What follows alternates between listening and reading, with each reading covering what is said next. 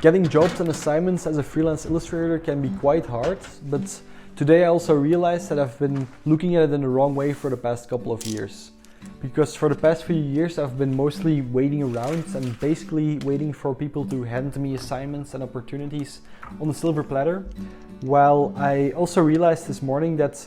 nobody's really waiting for me and that nobody's really waiting for yet another illustrator to come on by, and that I would probably be better off with putting in the work first and showing the world what I can do, and then anything can happen. So this morning when I walked over to my mailbox and I took out my newspaper like I do every morning, I didn't only see a newspaper, but I also saw a bunch of possibilities for experimentation and trying stuff out.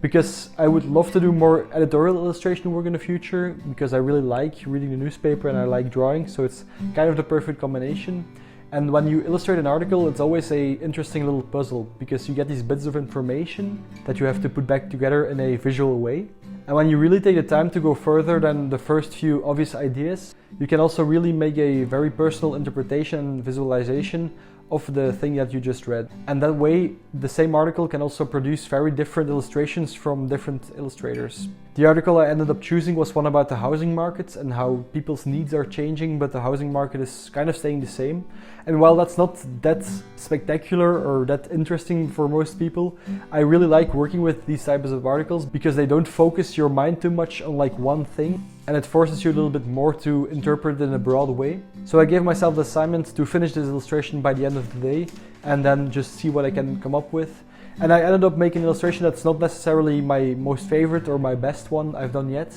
but I do really like the fact that I just got after it and I just made something, and then who knows what the future can bring.